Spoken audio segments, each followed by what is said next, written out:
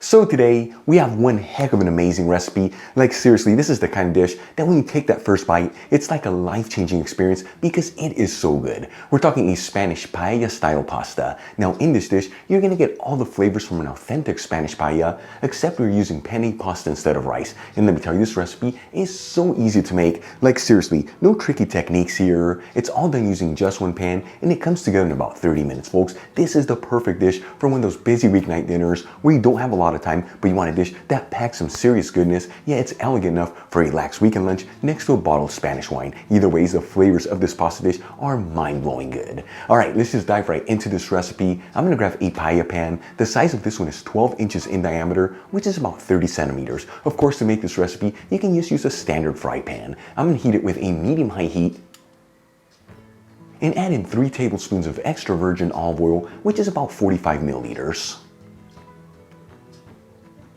Now the vegetables I'm going to use to make this dish are the typical vegetables that are used here in Spain. However, to make this recipe, you can use whatever vegetables you like or whatever you have on hand. After heating the olive oil for about 1 minute, I'm going to add in half of an onion that I roughly diced, along with half of a green and half of a red bell pepper that I roughly chopped as well, and 5 cloves of garlic that I roughly chopped. And we'll start mixing the vegetables around. That way they're all coated in the olive oil. Very important to mix this continuously. We are on a medium-high heat. That way the vegetables don't brown too quickly and they all evenly saute. After about 5 minutes and all the vegetables are lightly sauteed, you don't want to brown them too much. I'm going to add in 1 teaspoon of sweet smoked Spanish paprika, which is 2.30 grams.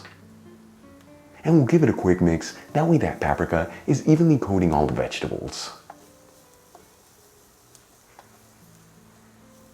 Then I'm going to add in 1 cup of tomato sauce, which is 225 grams.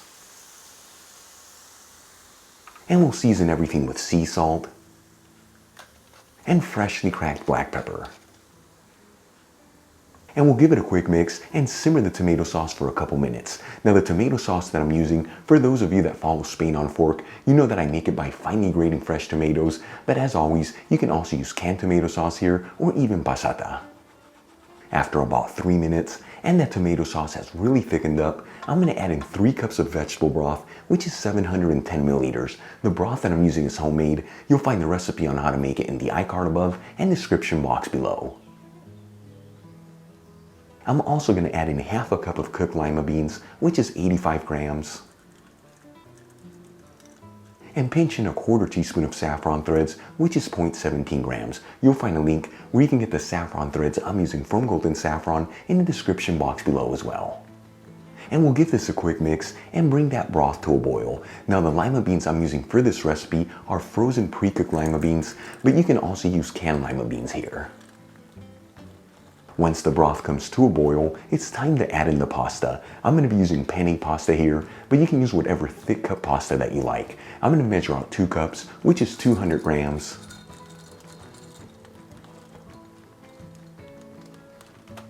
And add the pasta into the pan.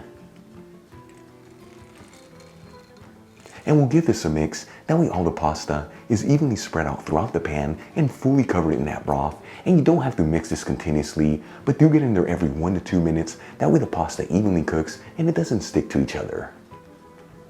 Now the penne pasta noodles that I'm using take about 12 minutes to get them perfectly cooked al dente. However, that's if you cook your noodles alone in a pan. Since this is a 1-pan pasta dish and that penne pasta is cooking with a bunch of other ingredients, it's going to take another 1 to 2 minutes to get them perfectly cooked al dente, which is to say between 13 to 14 minutes. So make sure to check the package instructions in your pasta, that way you don't overcook the noodles.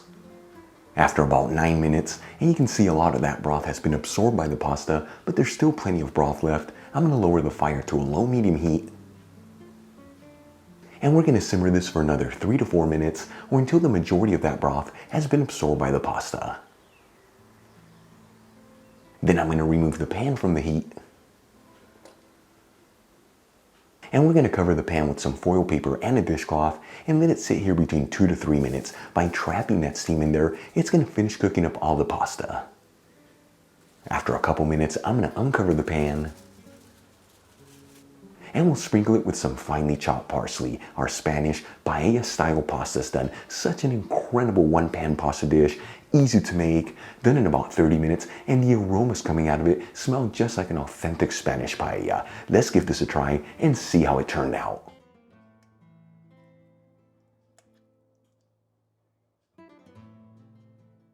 Now this is a dish that I'm truly excited to try. Here we go.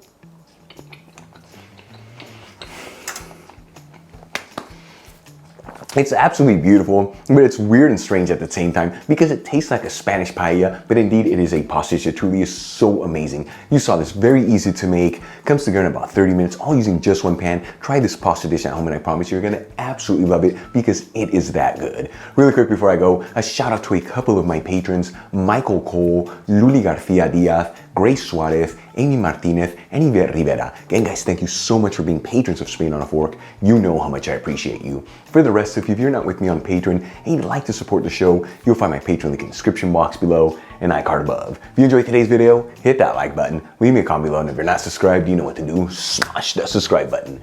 Till the next time, hasta luego. All right folks, truly such an incredible dish. I mean, this is kind of like Spain meets Italy for the ultimate recipe out there. You gotta try this, you're gonna love it. Love ya.